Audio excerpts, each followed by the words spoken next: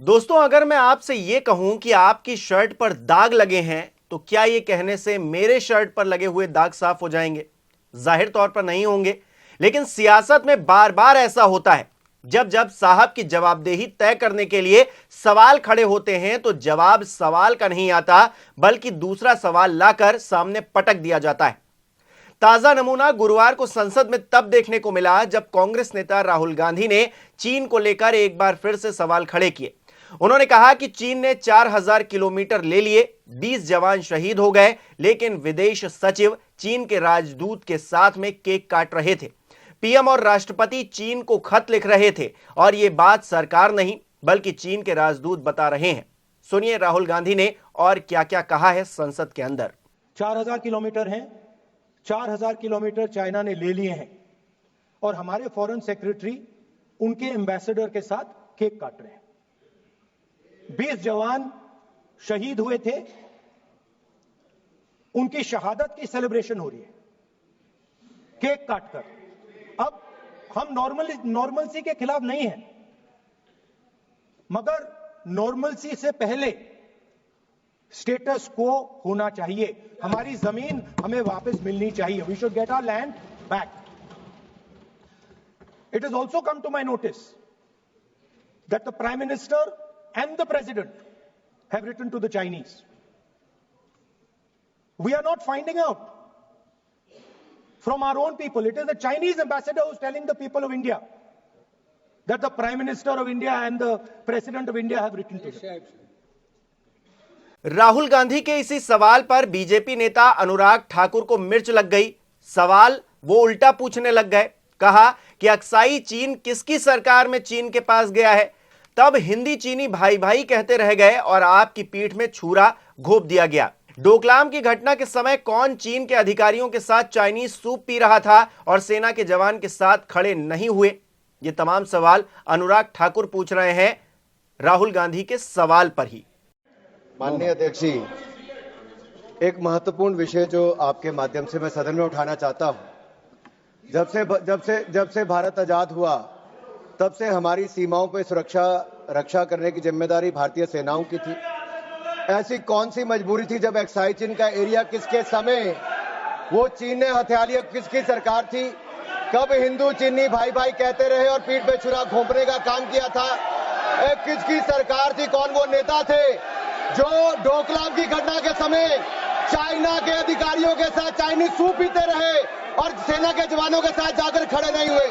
वो कौन सी फाउंडेशन है जिसके चाइना के अधिकारियों से पैसा लिया गया और आज तक जवाब नहीं दिया गया? क्या राजीव गांधी फाउंडेशन ने वो पैसा लिया था? तो क्यों पैसा लिया था? किस काम के लिए पैसा लिया था? आज मोदी जी की सरकार में हम ये कह सकते हैं डोकलाम की घटना के समय भी मुंह तोड़ जवाब दिया तो भारत की सेना के जवानों ने चीन के सैनिकों को दिया है। प्रधानमंत्री जी स्वयं सीमा पर भी गए, सेना का मनोबल बढ़ाया। रक्षा मंत्री जी गए, 1 इंच जमीन भी भारत की कोई नहीं हथिया पाया तो भारत की सेना ने वो करके दिखाया, तो मोदी सरकार में करके दिखाया है। कुछ लोग चीन के साथ मिलकर झूठे आरोप लगाते हैं और अपनी राजनीतिक रोटियां सेकते हैं। ये केवल राजनीति करते हैं, इनको कुछ नहीं मिलने वाला। इनको जवाब देना होगा कि चाइना से राजीव गांधी फाउंडेशन ने पैसा क्यों लिया था। चंदन चौहान। अब यहां हमारा सवाल यह है कि अनुराग ठाकुर संसद में राहुल गांधी के सवालों के जवाब में उल्टा सवाल तो पूछ रहे हैं, पर क्या सरकार में होने के नाते वो ये बता सकते हैं कि राहुल गांधी के आरोप सरासर गलत हैं या फिर सही हैं, या फिर कुछ हद तक सही हैं या फिर कुछ हद तक गलत हैं? अगर राहुल गांधी संसद में झूठ बोल रहे हैं तो सरकार को सबूत के साथ सच बताना चाहिए। राहुल गांधी को पूरी तरह से एक्सपोज कर देना चाहिए। स्पीकर से कहकर राहुल गांधी को सदन के बाहर करवा देना चाहिए, निकाल देना चाहिए। और तो और मैं तो यहां तक कहूंगा कि जो भी कांग्रेस नेता चीन से गलवैयां कर रहे हैं या फिर उनसे मिले हुए देश के खिलाफ साजिश कर रहे हैं, उसे उठाकर जेल में डलवा देना चाहिए। सबूत तो सरकार के पास होगा ही। कौन किस वक्त क्या कर रहा है, सरकार हर चीज का हिसाब किताब रखती है, सब कुछ पता होता है। सिर्फ जुबानी खर्च क्यों किया जा रहा है? जनता को कौन बरगला रहा है, क्या यह बताने की जरूरत है? विपक्ष के सवाल पर अपना अलग सवाल खड़ा करके क्या पहले वाला सवाल खत्म कर देना चाहती है सरकार? देश की संसद चर्चा के लिए है, समस्या के समाधान के लिए है। हर घंटे आम आदमी का लाखों रुपए का खर्च संसद चलने के लिए यूज हो रहा है, इस्तेमाल हो रहा है, और संसद में सवाल खेला जा रहा है। विपक्ष के नेता होने के नाते राहुल गांधी अगर कोई सवाल कर रहे हैं तो उसका जवाब सलीके से संसद में रखा जाना चाहिए कि नहीं रखा जाना चाहिए। राहुल गांधी अगर सालों से एक बात रिपीट किए जा रहे हैं, कह रहे हैं कि चाइना ने इतनी जमीन हड़प ली है, तो क्या उसका जवाब देश की जनता को नहीं पता होना चाहिए?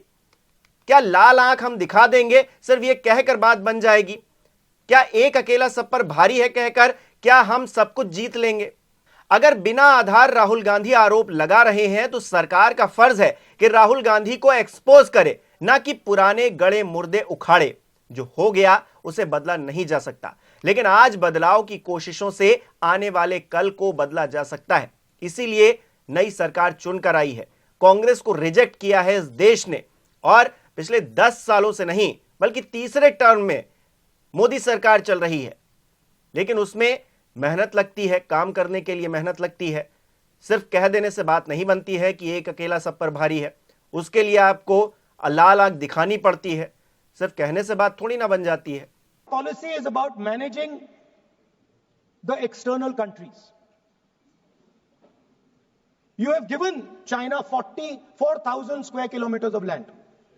On the other side, our ally suddenly decides to impose tariffs on us, 26%, which is going to completely devastate our economy. Our auto industry, our pharmaceutical industry, they're all on the line. Agriculture.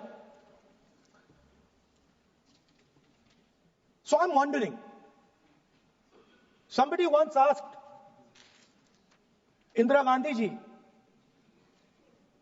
in the matter of foreign policy, do you lean left or do you lean right? And Indira Gandhi ji answered, I don't lean left or right, I stand straight. I'm Indian and I stand straight. And the BJP and the RSS have a different philosophy. When asked, do you lean left or do you lean right? They say, no, we bow our head right in front of every foreigner that comes in front of us. Sir, this is something that is in their culture, it is in their history, we know that. वैसे मोदी जी के बारे में कहा जाता है कि वो एक फोन कॉल कर देते हैं तो दो देशों के बीच का युद्ध रुकवा देते हैं। फिर क्यों नेपाल से लेकर बांग्लादेश तक, मालदीव से लेकर श्रीलंका तक, भारत के लगभग सारे पड़ोसी देशों में चीन ने अपनी पैठ बना रखी है, और ये देश हमें लाल आंखें दिखा रहे हैं। इतनी हिमाकत हो रही है इनकी, ऐसे तो नहीं हो रही है। चीन का सपोर्ट जरूर है इनके पीछे। इस पर क्या चर्चा संसद के अंदर नहीं होनी चाहिए? राहुल गांधी अमेरिका का सवाल भी उठाते हैं। राष्ट्रपति डोनाल्ड ट्रंप तो मोदी जी के जिगरी यार हैं, फिर भी टैरिफ का झटका दे रहे हैं जो आम आदमी पर ही भारी पड़ने वाला है। अब मोदी जी हैं तो मुमकिन है सब कुछ।